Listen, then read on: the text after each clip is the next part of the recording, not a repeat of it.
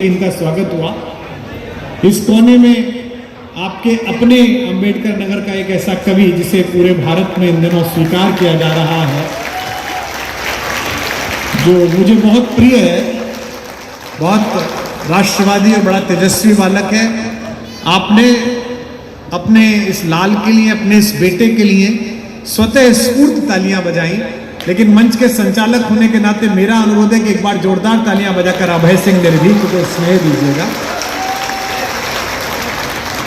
उसके बगल में राजधानी महाराष्ट्र की जो है मुंबई, वहां से आए हुए दिनेश बावरा बैठे हैं, जिन्हें अक्सर आप बहुत सारी रील्स में देखते हैं, कई चैनलों पर वो आते हैं, कई प्रोग्रामों में उनकी आमद हुई है, आपने देखा है लाफ्टर शोज में और अलग अलग में। आधी रात वो कई बार डिस्कवरी पर भी आते हैं, तब आप पहचान नहीं पाते हैं उन्हें। वो यहाँ पर एक बार तालियों के साथ आप उनका स्वागत कीजिएगा। सुदीप भोला से भी आपका परिचय है। सुदीप भोला देश के बहुत लोकप्रिय कवि हैं और बहुत वायरल कवि हैं, उनकी पैरोडी खूब मशहूर होती है। वे जबलपुर से हमारे बीच आए, मध्य प्रदेश से, माँ नर्मदा के तट से, माँ तमसा के किनारे पर एक कवि आया है, तालियों के साथ उसका स्वागत कीजिए।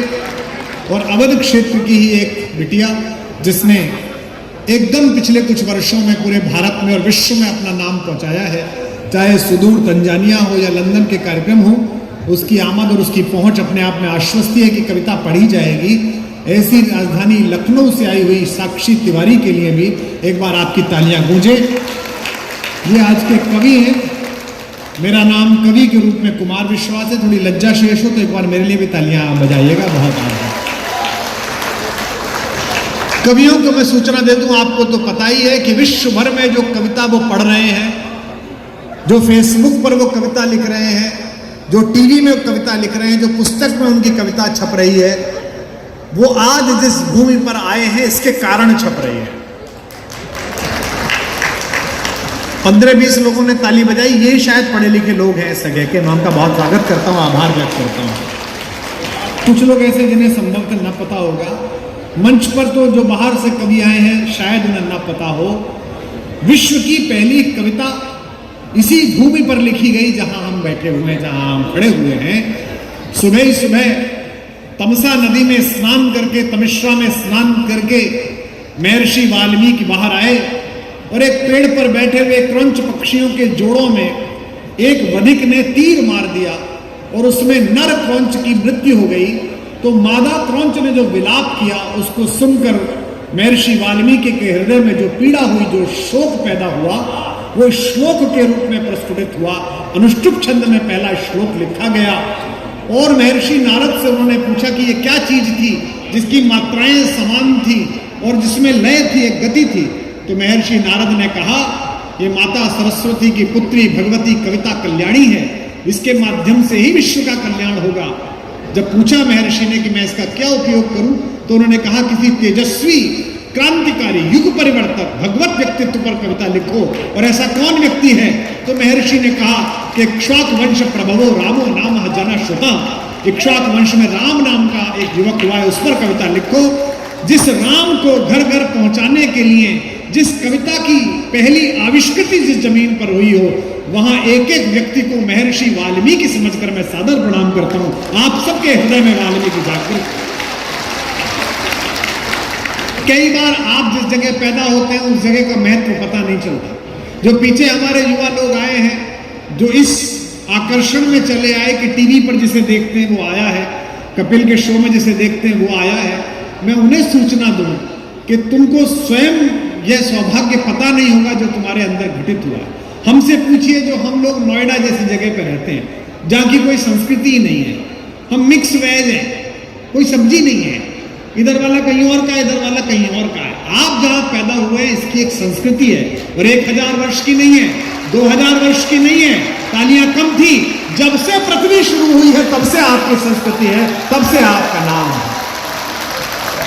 अयोध्या के राजा शिकार के लिए निकले, मृगया के लिए निकले, और राजा भी कैसा जो देवासुर संग्राम में काम आता हो, राजा भी कैसा जो 5 कर्मेंद्रियों और 5 ज्ञानेंद्रियों को अपनी वश में रखकर वल्गा संभालकर 10 रथों को एक साथ चलाता हो। ऐसा दशरथ जब मृगया के लिए निकले तो इसी तमसा के किनारे पर सुबह ही सुबह पानी भरते हुए एक युवक के तुम्बी के स्वर को उन्होंने हरिण के पानी पीने को समझा और तीर चला दिया। अज्ञात था, कोई अपराध सोचकर नहीं किया गया था। हमारे पुलिस के अधिकारी बैठे हैं जो हमारे आईपीएस महोदय हैं, इनके एक धारा होती है गैर इरादतन हत्या। कप्तान साहब कौन सी होती है वो?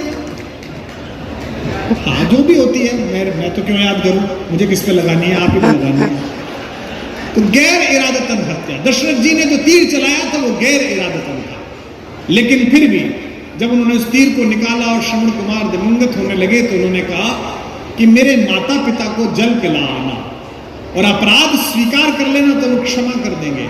उन्होंने अपराध स्वीकार किया और चिता की सेज पर चढ़ते हुए वृद्ध ने दशरथ जी को शाप दिया, कहा कि जिस पुत्र वियोग में हम रो रो कर अपना प्राण छोड़ रहे हैं, हे राजन तुम भी पुत्र वियोग में अपने प्राण तजोगे।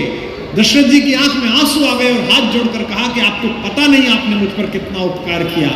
आपके इस शाप में वरदान छिपा हुआ है, जैसे किसी जलते हुए खेत की बची हुई राख वहां नए बीज पैदा करने के लिए वातावरण प्रस्तुत करती है। बीज प्रहोर जननीम, बीज के प्रहोर से जननी बन जाती है धरती, ऐसे आपके शाप में वरदान है। आज कम से कम यह तय हो गया कि मेरा पुत्र पैदा होगा और मैं पुत्र का मुख देखता हूं। जो पुत्र का मुख देखने के लिए तरस रहा था, उस दशरथ को श्राप के रूप में वरदान भी आप ही की जमीन ने दिया है। इसलिए कोई नेता यहां अगर हार जाए किसी भी पार्टी का, तो बड़े प्रसन्न हो जाना कि वरदान मिला है, क्योंकि जमीन ही ऐसी। हरिओम जी बैठे हमारे बहुत पुराने बड़े भाई मित्र हैं आपके। नहीं दोनों हाथ मत जोड़ो, हम छोड़ेंगे नहीं।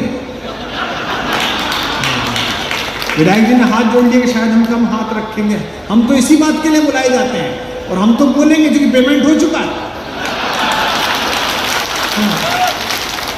और आप तो विधायक हो, हम तो इनके सामने भी बोलते हैं यहाँ खड़े हुए हैं, हम तो क्या बोला इसी काम के लिए हैं, क्योंकि हमें आप नहीं बुलाते, वो जो पीछे जनता खड़ी हुई है प्रतीक्षा में वो बुलाती है, उसकी तालियां बुलाती हैं।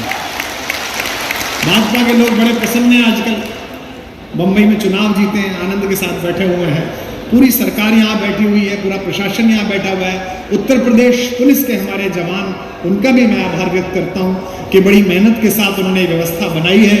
कप्तान साहब यहाँ पर स्वयं बैठे हैं। अब देखो मैंने पुलिस की तारीफ की, कप्तान साहब 5 ही तालियां आई, तो आप ही सोचो कि ऐसा क्या चल रहा है, मतलब हम क्या करें, तो गंभीर बात है।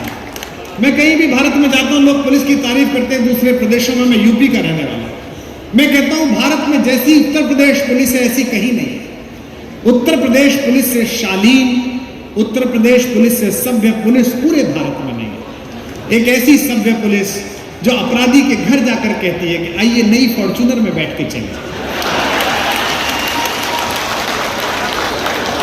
अपराधी कहता है ऊंट पे बैठ के चला जाऊंगा, आपकी गाड़ी पे नहीं बैठूंगा।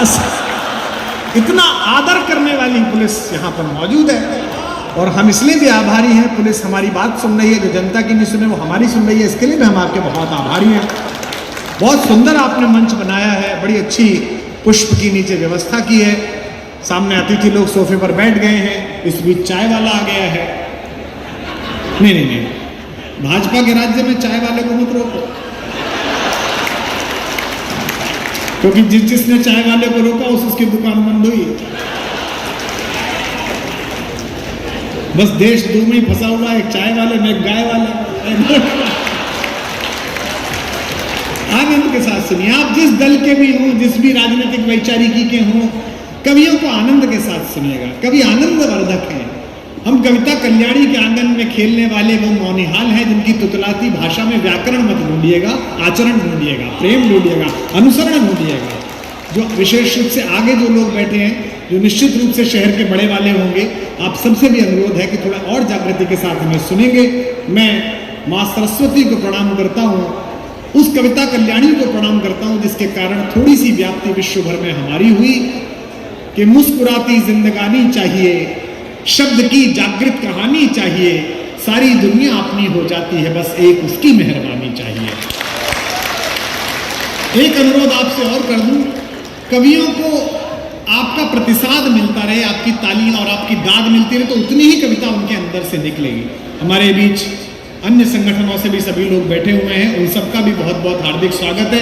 अनेक कवि और साहित्यकार भी आज सुनने के लिए आए हैं, मैं उनका भी स्वागत करता हूँ। इन दिनों एक दिक्कत हो गई है जो पहले से ही मैं आपसे साझा कर लूँ। जहाँ जहाँ मुझे बुलाया जाता है वहाँ 50% लोग तो कविता सुनने आते हैं और 50% लोग देखने आते हैं। मेरा मन यह है कि 100% सुनने वाले पैदा हो जाए तो मैं सुनाना शुरू करूं, आप सुनना शुरू करें, और वो तब शुरू हो जब आपकी ओर से दाद आए। अभी 15-20 मिनट बोलते हुए मुझे नहीं लगा कि मैं कवि सम्मेलन के मंच पर हूं, अभी वो आनंद नहीं आया, क्योंकि मेरे पूज्य गुरु डॉक्टर कुंवर बेचैन जी कहते थे कि कवि सम्मेलन दुतरफा व्यापार है, पूरी धरा भी साथ दे तो और बात है।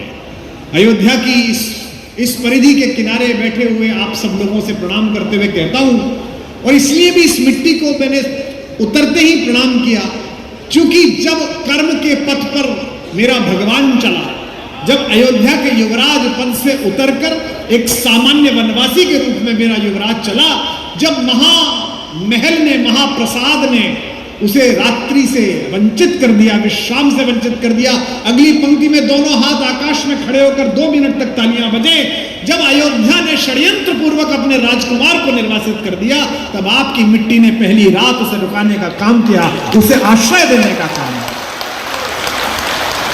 जब आप मेरे राम को आश्रय दे सकते हो तो उनके गुणस्तवन करने वाले हम लोगों को तो आश्रय दे ही सकते हो, क्योंकि ये दुतरफा व्यापार है। पूरी धरा भी साथ दे तो और बात है, पर तू जरा भी साथ दे तो और बात है।